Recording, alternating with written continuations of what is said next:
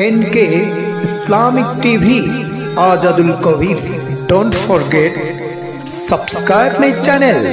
সূরা বুরুজ নাজিলের ঘটনা একজন আল্লাহ রাসূলের যুগের আগের ঘটনা।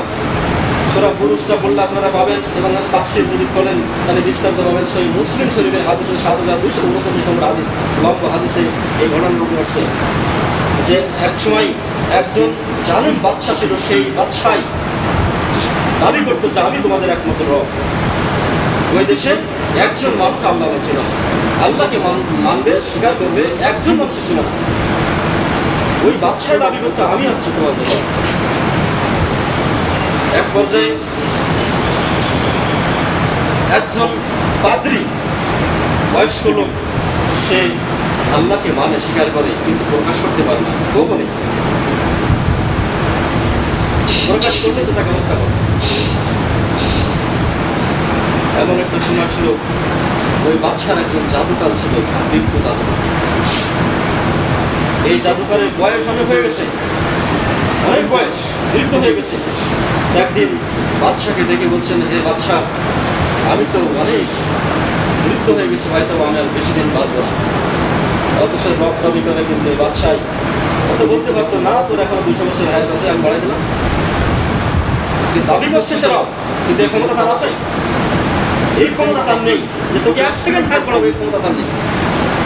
বলছেন আমি আর বেশি দিন হয়তো বাঁচবো না, তা আপনি একজন বালককে, যুবককে ঠিক করে দেন, সে আমার কাছে জাদু শিখবে, আমি তার জাদু শিক্ষা দিয়ে যাই, যে আপনার খেদমত করবে। তখন ওই জাদুকারের পরামর্শ অনুযায়ী বাদশাহ একজন যুবককে ঠিক করলো। যুবক তুমি প্রতিদিন একটা নির্ধারিত সময়ে, একটা স্কুল যেমন একটা ক্লাস এই কটা পর্যন্ত এরকম একটা সময় করে দিলেন, যে এই সময়টা তুমি ওই জাদুকারের কাছে যাবে, যে তার কাছে জাদুবিদ্যা তুমি শিক্ষা দিতে। প্রতিদিন ওই যুবকটা যায়। ওই পাদ্রীর বাড়িটা হচ্ছে ওই জাদুকারের এবং ওই যুবকের বাড়ির মাঝখানে। প্রতিনিয়ত যখন ওই পাদ্রীর সাথে যুবকের দেখা হয়, ওই পাদ্রীর কাছে মাঝে মধ্যে একটু বসে যুবকটা, যাওয়ার পথে বসে, আসার পথে বসে, বসতে বসে একটা আন্তরিকতা হয়ে গেল। যত পরিচিত লোক জীবনে দেখা হয়নি, প্রতিনিয়ত যদি বসা হয়, ওদের একটা মহব্বত সৃষ্টি হয়ে যায় না, আন্তরিকতা সৃষ্টি হয়ে যায়। এখন এই পাদ্রীর সাথে ওই যুবকের একটা আন্তরিকতা সৃষ্টি হয়ে গেল। এক পর্যায়ে যুবককে বলছেন, যুবক তুমি যদি কারোর সাথে যদি প্রসার না করো, না বলো, তোমার নিজের ভিতরে যদি তুমি সীমাবদ্ধ রাখো, তাহলে তোমার কাছে আমি একটা দাও, তোমার কাছে কথা বলতে পারি। তখন এই যুবকটা তিনি বাধাবদ্ধ হলেন যে না, আমি কাউকে বলবো না। তখন ওই পাদ্রীকে বললেন যে তুমি যে জাদুটা শিখতে যাও, এটা আছে এই এই বাদশা যে আমাদের দাবি করে, এটা হচ্ছে আমাদের রব, আমাদের থাকেন। আল্লাহ দাবিদের কথা তিনি বলছেন। ওই পাদ্রীটা সুন্দরভাবে তাকে বোঝাচ্ছেন। একদিন 2 দিন এইভাবে সবসময় বলতে থাকে। বলতে বলতে কিছুটা আস্থা চলে আসলো ওই পাদ্রীর প্রতি। আসলে একদিন যখন ওই জাদুকারের কাছে জাদু শিখতে যাওয়ার জন্য সময় যাচ্ছেন, না এর ভিতরে একটা কথা আছে, এই যখন যাওয়ার পথে এই জাদুকারের কাছে ওই যুবকটা বসে, ওই জাদুকারের কাছে যেতে একটু সময় লেট হয়ে যায়। মনে করেন যে সকাল 9টার সময় পৌঁছতে হবে, হয়তো 9:10 বেজে যায়, 15 বেজে যায়, সময় একটু লেট হয়ে যায়। ফেরার পথে, বাড়ি ফেরার পথে বসে, বাড়ি যেতে একটু লেট হয়ে যায়। যেমন আমার বাচ্চারা যদি স্কুলে যায়, জানি যে ছুটি হবে 2টায়, তাহলে আপনার স্কুল থেকে আসতে আমার আধা ঘন্টা লাগবে, তাহলে 2:30 বাড়ি এসে পৌঁছবে। যখন 3টা আসছে তখন জব দিতে পারবো না পিতামাতা? যে পিতামাতা জব দিতে পারবো না, পিতামাতাই না, ওই পিতামাতার ওই সন্তান মানুষের মানে যে আধা ঘন্টার সময় বেশি কোথায় কাটাবে? এ জব করা লাগবে না? অবশ্যই করা লাগবে। এখন এক বিবাদে পড়ছে ওই যুবকটা, যে জাদুকারের কাছে লেট হয়ে গেলে প্রতিনিয়ত জাদুকারের মারধর করে, কেন তোমার এই লেট হয়?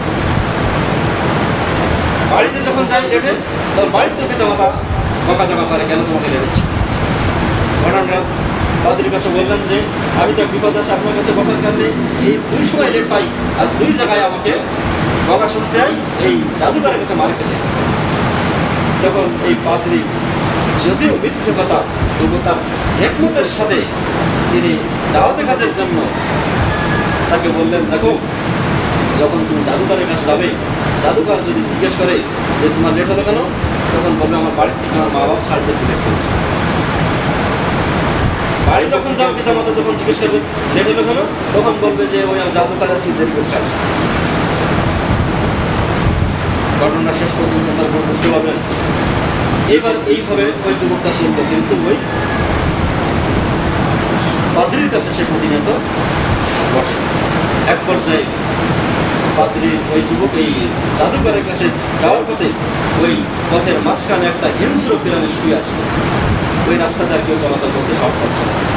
যদি একটা বাঘ, ভাল্লুক অথবা সিংহ যদি থাকে, কেউ সাহস পাবে রাস্তাতে চলতে? কেউ পাবে না, শুয়ে আছে।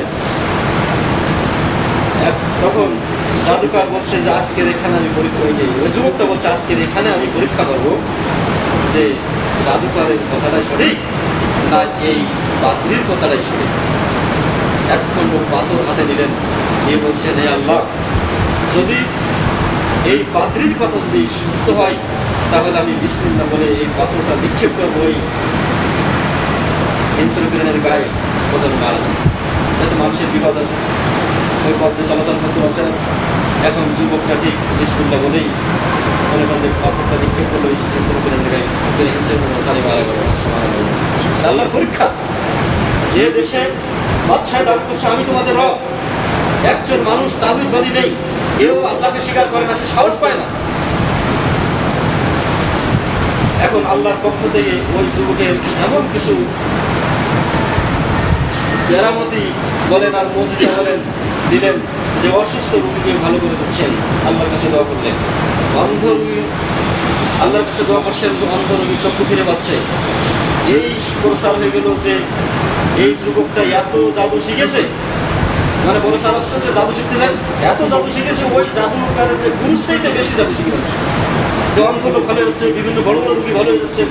এখন ওই বাদশার মন্ত্রী আছে একজন অন্ধ হয়ে গেছে। এখন মন্ত্রী অন্ধ হয়ে গেছে, চোখ ফিরে পাওয়ার জন্য সে তো একটা মন্ত্রী মানাতে বিশাল ব্যাপার। এখন এই মন্ত্রী যখন শুনছে যুবক এই অন্ধ চক্ষুওয়ালাকে চোখ ভালো করে দিচ্ছে, অনেক হাদিয়া নিয়ে আসছে উপহার হিসেবে।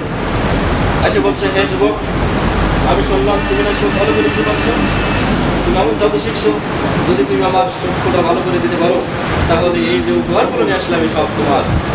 তখন যুবকটা বলছেন হে মন্ত্রী মহোদয়, আমি কারো চোখ ভালো করতে পারি না, চোখ ভালো করার মানে হচ্ছে আল্লাহ। যদি আপনি ওই আল্লাহর প্রতি ঈমান আনেন, বিশ্বাস করেন, তাহলে আমি আল্লাহর কাছে দোয়া করবো, আল্লাহ আপনার চোখ ভালো করে দেবেন। তখন বলছেন ঠিক আছে, আমি বিশ্বাস করলাম যে আল্লাহ একমাত্র সব কিছুর মালিক। তখন ওই যুবক আল্লাহর কাছে দোয়া করলেন, আল্লাহ তার চোখকে ভালো করে দিয়েছে। পরের দিন মন্ত্রী মশাই রাজ দরবারে উপস্থিত হলেন। রাজা মশাই বাদশাহ জিজ্ঞেস করছেন যে মন্ত্রী তোমার চক্ষু ভালো হলো কিভাবে? এখান থেকে দেখেন শুরু হয়ে গেল। মন্ত্রী বলছেন আল্লাহ ভালো করছে। এই কথা বলা মাত্রই ধমক দিতেন, দিলে কোনো জমে উঠলেন বাদশাহ যে তুমি এক্ষুনি এটা পরিত্যাগ করো, তাহলে তোমাকে হত্যা করো। তখন মন্ত্রী বললেন আমি জীবন দিতে প্রস্তুত, কিন্তু আমি আল্লাহর প্রতি যে ঈমান এনেছি এর থেকে বিচ্ছিন্ন দাবি মুহূর্তের জন্য আমি রাজি নই। আল্লাহ আমাদের সব। মন্ত্রীকে পাকড়াও করলেন, বলছেন কে তোমাকে দাওয়াতটা দিলে দেব? তখন বলছে ওই যুবকটা জাদু শিখছে, ওই যুবকই আমাকে দাও। মন্ত্রীকে অ্যারেস্ট করলো, বন্দি করলো। এরপরে যুবককে ধরে আনা হলো। যুবককে মন্ত্রীকে মানে হত্যাই করে ফেলছে। কেন তো আল্লাহর প্রতি ঈমান এনেছে, ওর জীবন দিতে প্রস্তুত, কিন্তু আমি এ থেকে আমার ছাড়বো। হত্যা করে জীবন দিয়ে গেছে। এরপরে এই যুবককে পাকড়াও করলো। যুবক বলছে হে যুবক, তুমি কার কাছ থেকে দাওয়াতটা পাইছো বলো? তখন এক পর্যায়ে যুবকটা বলে ফেললো যে আমি অমুক পাদ্রির কাছ থেকে আমি দাওয়াতটা দিয়েছি। সৈন্যবাহিনী পাঠালেন, বাদশাহ যে পাদ্রিকে ধরে আনলো। পাদ্রিকে ধরে আনলো, আগে মন্ত্রীকে হত্যা করেছে। এরপরে ওই পাদ্রিকে বললো তুমি এখনই ফেরো, যেই রবের প্রতি ঈমান এনেছে ওটা পরিত্যাগ করে আমার প্রতি ঈমান আনো, তাহলে তোমাকে হত্যা করা হবে। তখন ওই পাদ্রি আমি জীবন দিতে প্রস্তুত, কিন্তু আমি আল্লাহর প্রতি ঈমান এনেছি এর থেকে আমি মুহূর্তের জন্য আমি ভরসা করতে রাখবো। ওই পাদ্রিকে হত্যা করলেন। যুবক মানুষ, অল্প বয়সের মানুষ, আরে অনেক জাদু শিখছে। বাদশাহ চিন্তা করছে একে ভয় ভীতি দেখালে মনে ফিরে আসবে, এর ভয় দেখানোর চেষ্টা করছে। তার কাছে দুইজনকে হত্যা করা হয়েছে, ও জান দেখছে ও চোখের সামনে, তাহলে হয়তো এরও যদি ভয় দেখা হয়তো ফিরে আসবে। তার প্রথমে কি করলো, একদল সৈন্যবাহিনী সাথে করে নিয়ে তাদেরকে বললো যে এই যুবককে নিয়ে সবচেয়ে উঁচু পাহাড়ে উঠবে। ওই উঁচু পাহাড়ে উঠে যদি সে ফিরে আসে, আমার প্রতি যদি ইমান আনে, যে আল্লাহর প্রতি ইমান প্রতি বর্জন করে, তাহলে তাকে স্ব-ইচ্ছায় তাকে সসম্মানে তাকে ফিরে আনবো আমার কাছে। পাহাড়ের চূড়ায় যখন উঠছেন তখন ওই যুবকটা আল্লাহর কাছে দোয়া করছে, হে আল্লাহ, আপনি তো দেখতেই পাচ্ছেন শুধুমাত্র আপনার প্রতি ইমান আনার কারণে আমার সাথে এই বাদশা এবং তার সৈন্যবাহিনী কি আচরণ করছে। আল্লাহ রাব্বুল আলামিন ওই পাহাড়টাকে এমন একটা কম্পন দিলেন, ওই যুবক ছাড়া যত সৈন্যবাহিনী ছিল সবাই ছটকে গিয়ে বাড়িতে পড়ে সবাই মারা গেছে।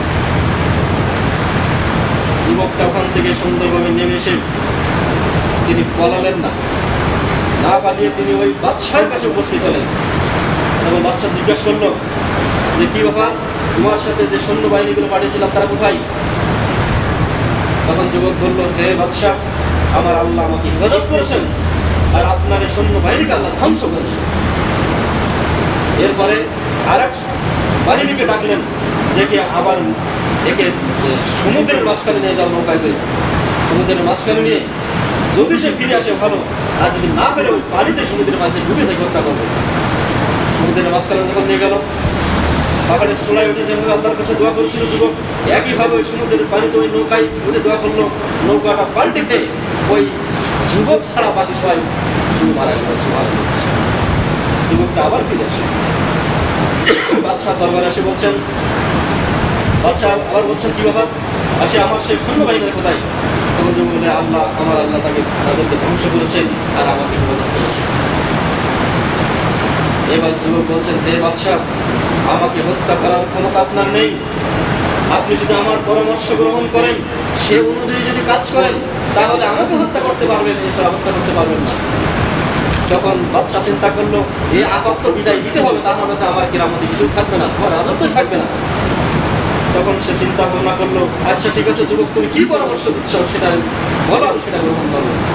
তখন বলছে, বিশাল একটা ফাঁকা ময়দানের মাঠে একটা পিলার উঠবে এবং আপনার অত্র এলাকার যত মানুষ আছে সকলকে দাওয়াত দেবে ওই মাঠে উপস্থিত হওয়ার জন্য। ওই উঁচু পিলারে আমাকে বাঁধবে, পিলারের সাথে পিলারে বেঁধে সমস্ত মানুষের সামনে আমার তীর ধনুক থেকে তীর নিয়ে বিসমিল্লাহি রব্বি হাযাল গোলাম, এই বাক্যটা বলে তীর মারতে হবে। এর অর্থটা কি বলেন তো? বাদশার মুখ থেকে বলাবে কথাটা যে বিসমিল্লাহ, আল্লাহর নামে তীরটা মারছি। ওই যুবকটা যে আল্লাহর গোলাম, আমি তার নামে এই তীরটা ছুঁড়ছি।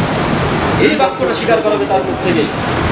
ঠিক প্রায় 70,000 মানুষের সামনে, হাদিস আসছে প্রায় 40 থেকে 70,000 মানুষ সেখানে উপস্থিত ছিল। এই 40 থেকে 70,000 মানুষের সামনে যখন ওই বাদশাটা ওই তীরটা নিয়ে ওই যুবকের তীরটা ছুড়লো, ওই বাক্যটা বলে যে বিসমিল্লাহি রব্বি হাযাল গোলাম, তখন তীরটা মারলো। আল্লাহ রাসূল বলছেন, ওই যুবকের তীরটা ফুটলো কান এবং চোখের এই মাঝখানে। ওখানে যখন ফুটলো, যুবকটা হাতটা ওখানে দিয়ে ওখানে মারা গেলেন। আর ওই 70,000 মানুষ ওখানে ইসলাম গ্রহণ করবেন। একজন যুবক দেখেন জীবন দিয়ে চলে গেলেন, ওখানে ওই 70,000 মানুষ ইসলাম গ্রহণ করবেন।